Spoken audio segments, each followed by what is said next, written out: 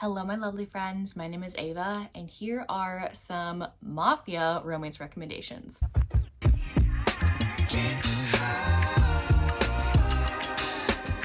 I do have one or two, I think two, Mafia romance rec videos that I have filmed previously. I'll link them down below if you would like even more recommendations. But here are 10 I have yet to mention. The first one that I have is Nero by S.J. Tilley. I got this recommendation from my lovely friend Victoria over at Victoria's Romance Reads. She loves S.J. Tilley and specifically this series. So I've only read the first book in this series, but I know there's 3 more after this. So definitely a series you can marathon if you want to. So Nero starts out with our heroine actually asleep in her apartment, and she left her balcony door open, or at least the screen door open to let some air in, and she fell asleep.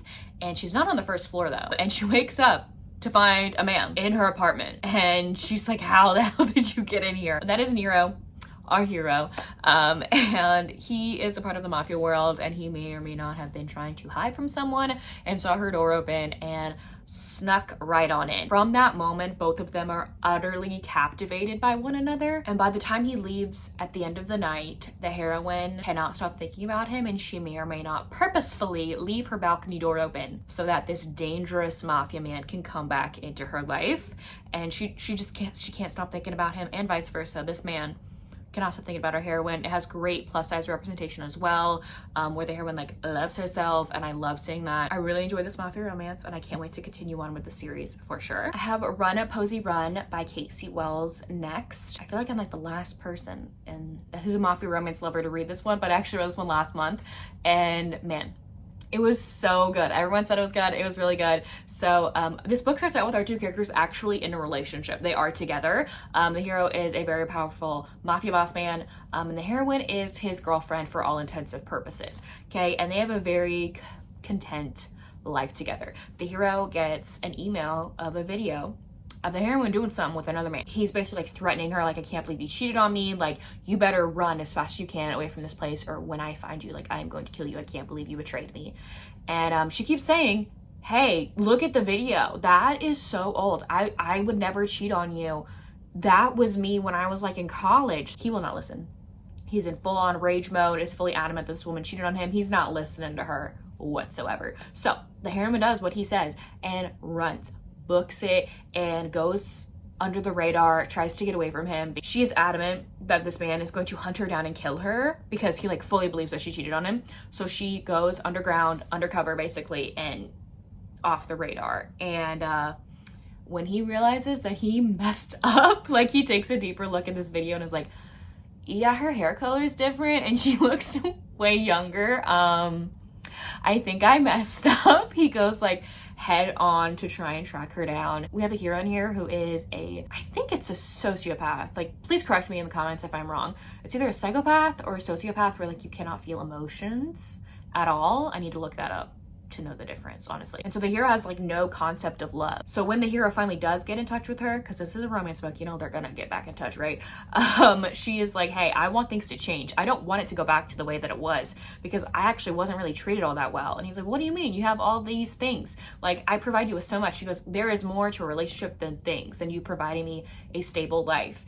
And like, it's just not clicking with him because he literally cannot comprehend it. If you want the first book in a series, I have Mafia Mistress by Mila Finelli. This is the first book in like a Mafia romance series, but it's also the first book in a duet. So the first and second book in this series, like, it's about the same couple. And then other books following those are all like standalones. So, but I do recommend reading these in order.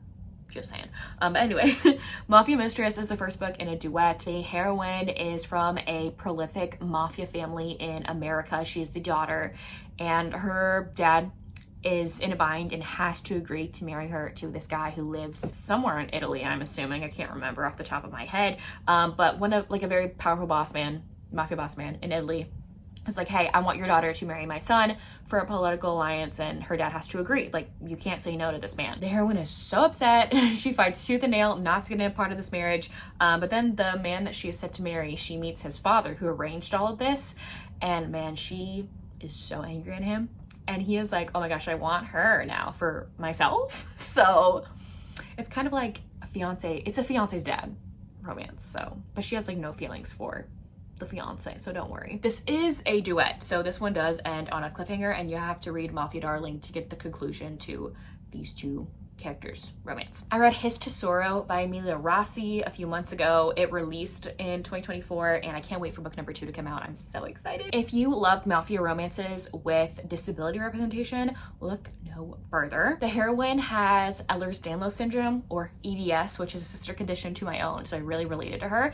And I finally got to read about a heroine who is an ambulatory wheelchair and walker user. So an ambulatory wheelchair user means that someone is physically able to walk, but a wheelchair helps them with their mobility and their chronic pain. So for example, I don't need to use my walker all the time. I mainly bring it to places where I will not have a place to sit for long periods of time. An example is book signings. I don't use it all the time. I don't walk around with it in my living room, you know what I mean? But I keep it in my car. The hero of the story is a powerful mafia boss man, and he gets in an arranged marriage. He does not want to be married. He does not want a wife. He is like, no, I don't want this, but he's kind of forced to. So he meets our heroine when she's wheeling herself down the aisle in her wheelchair, and she thinks that this man is going to be not the nicest towards her because the mafia lifestyle, the mafia families don't have the best opinion when it comes to people who are in the disabled community, right? But this hero fully embraces her. The progression of him like loving her throughout this book is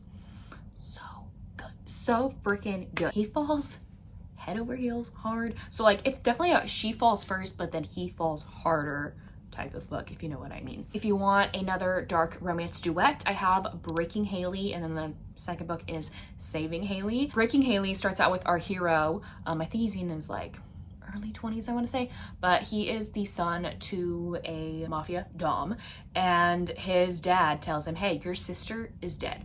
Your favorite person in the entire world is dead. And this woman, Haley, and this guy who was undercover in the mafia, we had no idea, but he was actually a cop. Those two people are responsible for your sister's death. The cop guy is dead, but you can still get revenge by breaking this woman that is responsible. And the hero's like, great, send me there, I'm gonna kill her. And he's like, oh, no, we're not gonna do that, we're gonna break her from the inside out. So he ends up sending his son to the same like college boarding school setting the heroine is at. She was in an accident recently and lost all of her memory for the past, I think, year or two. And so she has no idea who this dude is, who his sister is, knows nothing at all. Hero goes undercover into the school to get to know Haley more and break her from the inside out. But then once he realizes she might have nothing to do with what's going on and is actually a victim herself, things switch.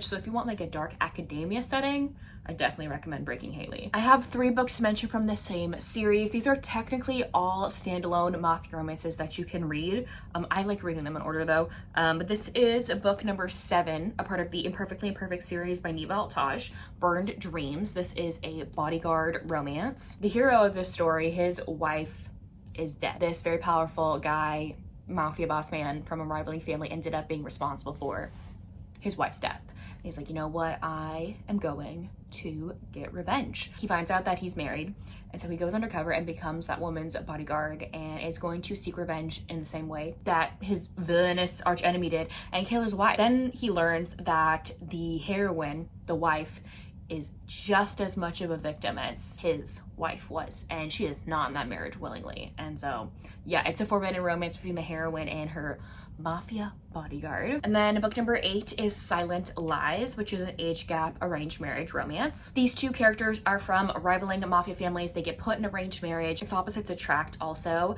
Drago is this like broody, quiet, stoic mafia boss man. He's also hard of hearing.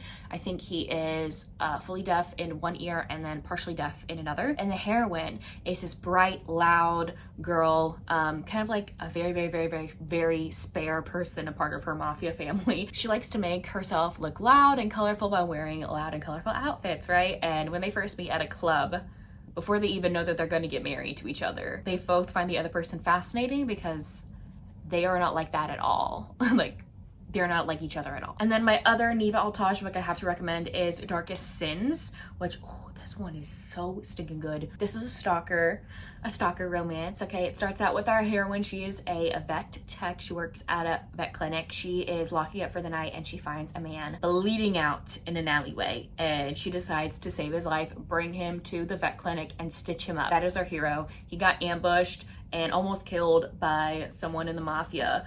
He's a mafia guy himself. He's like a hitman. She saves his life after that. For years, they bump into each other. He stalks her. He even purposefully gets injured at points and maybe even shoots himself in certain areas to try and have her stitch him back up again. So like, I'm not saying this dude is sane. This dude is kind of deranged, but I love him because he's obsessed with her. Probably one of my darkest mafia romances that I've ever read is Until Tomorrow Comes by Adelaide Forrest. This is the series that I am personally not going to be continuing on with just because it was too dark for me. Like, if branding is your thing, look no further. Look no further. That was too much. That was too much for me. So this book starts out with our hero. He's from Ibiza. He's a very powerful mafia boss man, right? And he comes to America to meet with a different mafia family. And he gets out of his car one day and sees a young woman and her friend walking down the street. He's immediately enraptured and enthralled by this young woman and has his men go learn more about her. Turns out she's 16 years old. And it's like, that's okay. I'm gonna wait until she's 18, and when she's 18, she's gonna be mine. And so he makes this elaborate scheme to have men like watch her while he's waiting for her to turn 18, has her like win a fake scholarship thing to come to Ibiza, and he's gonna kidnap her and make her his. And that's how it starts out. So if you want a dark one, all bets are off with Until Tomorrow Comes. And the last one I have to mention is Dark Russian Angel by Odette Stone. This is the first book in the Vancouver Mafia romance series. So if you want mafia romances that take place in Canada, look no further. Our heroine ends up witnessing a crime committed by a mafia boss guy. It's not our hero, but she is put like undercover in like basically kind of like witness protection. She's protected by the police. They're doing a horrible job. Like, people are still coming out to kill her from this mafia family, and the hero is from his rivaling mafia family and learns that this heroine is a key witness into taking this man down. So he finds her and ends up saving her from being killed, and is like, hey, you're gonna stay with me. I'm gonna keep you safe just to make sure like you can stay alive until you have to testify against this guy because we want him gone. Anyway, they fall in love in the process of her staying with him and all that jazz. So anyways, there you have it. Those are some mafia romance recommendations. Let me know down below if you have read any of these books, or if you plan to, which of these books would you put at the top of your TBR? I'm curious. But if you don't feel like commenting anything else, you can leave me a red heart emoji in the comment section down below. But anyways, thank you all so much for watching. I will see y'all soon in my next one. Bye y'all.